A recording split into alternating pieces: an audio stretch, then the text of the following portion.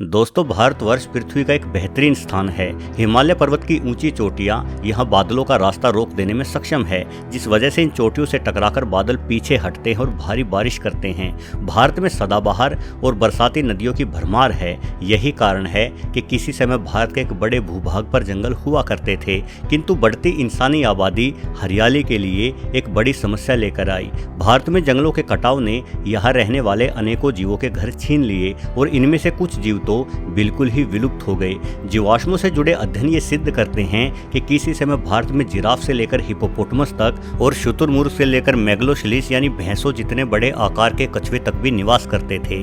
किंतु चीता एक ऐसी जंगली बिल्ली है जो अतीत में नहीं बल्कि कुछ दशकों पहले ही भारत से विलुप्त हुई है। यही वजह है कि चीतों को भारत में फिर से बसाने की संभावनाओं के विचारों पर अमल किया गया है। वर्तमान में भारत में एक बार फिर से पूरे विश्व में सबसे अधिक बड़ी बिल्लियों की प्रजातियां हो गई हैं। भारत भूमि के 21.7% जंगली इलाके में 523 शेर, 2957 बाघ, करीब 12,000 तेंदुए और 4 चीते विचरण कर रहे हैं। पूरे विश्व में बड़ी बिल्लियों की इतनी अधिक प्रजातियां और कहीं नहीं पाई जाती, किंतु हम जानते हैं कि भारत में मौजूद 4 चीते मूल रूप से भारतीय नहीं हैं, बल्कि ये चीते अफ्रीका के नामीबिया से लाए गए हैं। ऐसे में एक बड़ा प्रश्न उठता है कि क्या ये विदेशी मेहमान भारत में अपना जीवन सुगमता से जी पाएंगे। और सबसे बड़ा सवाल तो ये है कि क्या भारत लाए गए ये अफ्रीकी चीते अपनी संख्या बढ़ा पाएंगे। चलिए आज के वीडियो में भारत में अफ्रीकी चीतों के भविष्य के मुश्किल सफर पर ही नजर डालते हैं। दोस्तों, भारत में चीते बसाए जाने की इस कोशिश पर पूरी दुनिया के जीव वैज्ञानिक नज़र गड़ाए हुए हैं, क्योंकि ये कोशिश वास्तव में बहुत ही महत्वपूर्ण है। यदि भारत में चीते अपनी संख्या बढ़ा पाते हैं तो एक महाद्वीप से दूसरे महाद्वीप पर किसी मांसाहारी जीव को बसाने की ये पहली कामयाब कोशिश होगी और इस सफलता से उत्साहित होकर भविष्य में इस तरह से जीवों को बसाने के पुनः प्रयास दुनिया भर के अनेकों देशों में दोहराए जाएंगे। जहाँ तक भारत में चीतों के आगे के सफर का सवाल है, तो सबसे ज़्यादा गौर करने वाली बात यह है कि कोई भी शिकारी किसी अन्य शिकारी को अपने इलाके में बर्दाश्त नहीं करता। मध्य प्रदेश के कुनो राष्ट्रीय उद्यान में अभी तक ये चारों चीता वन्य कर्मियों की देखरेख में है, परंतु जब उन्हें जंगल में छोड़ा जाएगा तो इन चीतों का सीधा मुकाबला दूसरे शिकारियों से होगा। शेर और बाघ आसानी से किसी चीता को मार सकते हैं, लेकिन कुनो राष्ट्रीय उद्यान में अब शेर नहीं रहते। हाँ, कुछ सालों पहले यहाँ एक बाघ जरूर घूमता हुआ देखा गया था, लेकिन बाघों की मौजूदगी की संभावना भी इस उद्यान में बेहद ही दुर्लभ है।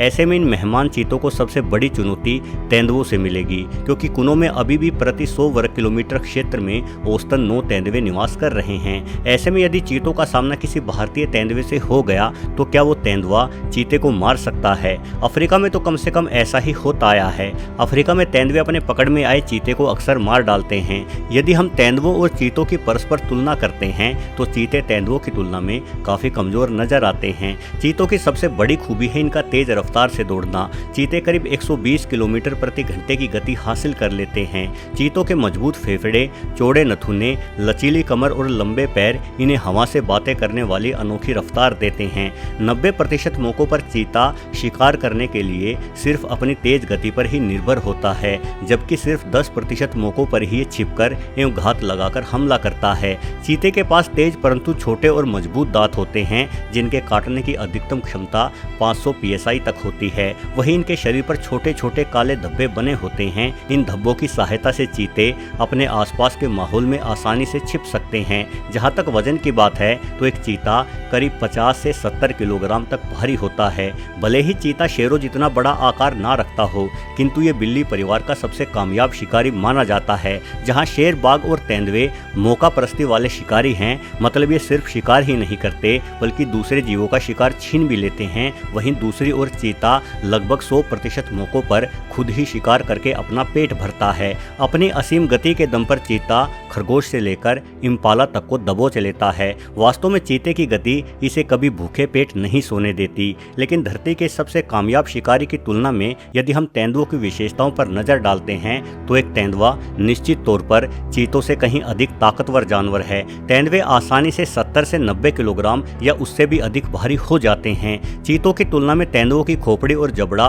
कहीं अधिक बड़े एवं मजबूत हैं। अपने मजबूत कंधों और ताकतवर मांसपेशियों के दम पर ये चपल शिकारी खुद के वजन से दोगुने भारी जानवर को भी गर्दन से पकड़कर पेड़ पर चढ़ जाता है।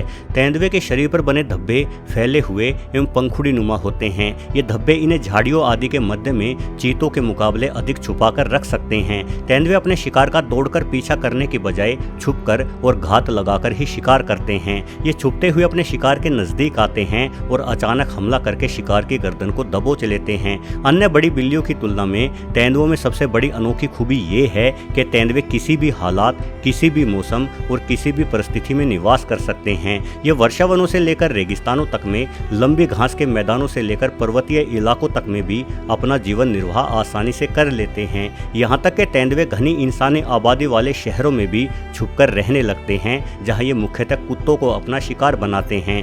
तेंदुआ दिन के साथ साथ रात को भी पूर्ण रूप से सक्रिय होता है। इनकी रात्रि की नज़र कमाल की होती है। घने अंधेरे में भी तेंदुए 100 मीटर दूर रेंग रहे खरगोश को देख सकते हैं। वहीं चीते रात को बिल्कुल भी साफ नहीं देख पाते। यही कारण है कि चीते केवल दिन में ही शिकार करते हैं और रात्रि के समय ये कहीं छुपकर सो जाना पसंद करते हैं।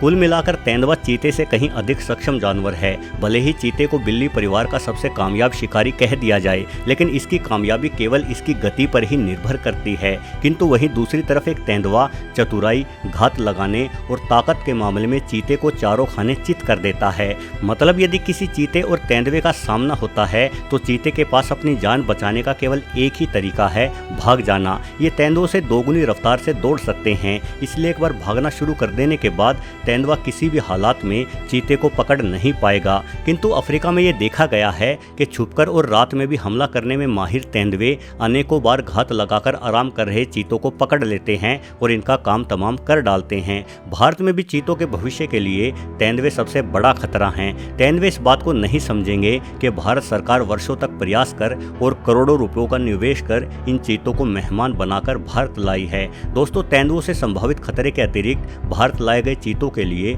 अपना भोजन जुटाना भी एक बड़ी समस्या बन सकता है। अभी तक इन चीतों को बिना शिकार किए ही मांस मिल रहा है, लेकिन असली चुनौती तब शुरू होगी जब भारत लाए गए चीतों को जंगल में छोड़ा जाएगा। वास्तव में एक शिकारी जीव केवल उसी जानवर का शिकार करता है जिस जानवर को शिकारी बचपन से देखता आया है। अफ्रीकी चीते अधिकतर मौकों पर गजेल और इम्पाला का ही शिकार करते हैं, जबकि कुनो राष्ट्रीय उद्यान में मुख्यतः नीलगाय और चीतल जैसे धब्बेदार हिरण मिलते हैं। नीलगाय और चीतल जैसे जानवर अफ्रीकी चीतों ने कभी नहीं देखे, इसलिए चीतों को शायद भारत में शिकार किया जाना भी नए सिरे से सिखाना होगा। भारतीय जंगलों के ज्यादातर जानकार ये भी मानते हैं कि भारत में चीतों की विलुप्ति का सबसे बड़ा कारण बढ़ती इंसानी आबादी थी। इंसानों की अधिक संख्या ने जंगल में स्वतंत्र रूप से विचरण कर रहे जानवरों के जीवन पर दबाव डाला, जिस कारण चीता जैसे शिकारी विलुप्त हो गए। लेकिन बढ़ती इंसानी आबादी तो अब भारत में पहले से भी अधिक बड़ी समस्या बन चुकी है। बीते 70 सालों में आजाद जंगल पर दबाव कम होने की बजाय और अधिक बढ़ा है। ऐसी स्थिति चीतों के लिए बिल्कुल सही नहीं कही जा सकती। हालांकि कुल मिलाकर चीतों को भारत में बसाने के पुनः प्रयासों को एक बेहतरीन और सकारात्मक कदम कहा जाना चाहिए और हमें उम्मीद करनी चाहिए कि आने वाले भविष्य में भारत में चीतों की संख्या भी शेर और बाघों की ही भांति बढ़ना शुरू हो जाएगी। लेकिन चीतों का भारत में ये सफर मुश्किल जरूर रहेगा। वीडियो देखने के लिए आपका बहुत बहुत धन्यवाद।